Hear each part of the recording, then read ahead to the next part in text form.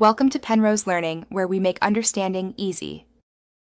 You begin by opening Commerce Manager and confirming you have admin rights. This lets you edit catalogs. Once done, choose the catalog you'll use and select Add Products to start. You upload one image now to ensure visual presence, then enter SKU, title, price, and inventory to create a live listing. Make sure to pick the correct catalog type, single versus bulk, because that determines whether you proceed form by form or with a CSV for many items. Now you complete detailed fields so customers can find and buy.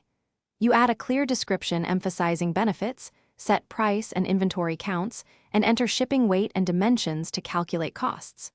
For variants, create options like size or color, assign unique SKUs and images, and ensure each variant's price and stock are correct.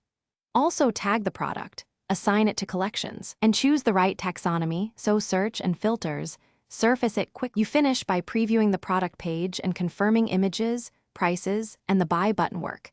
Then publish the item. Make a test purchase or simulate an order to validate checkout and shipping calculations.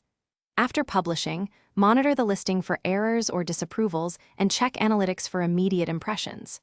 If something goes wrong, inspect feed formatting, image URLs, and catalog permissions. Fixing those usually resolves sync or visibility issues and gets the product live quickly.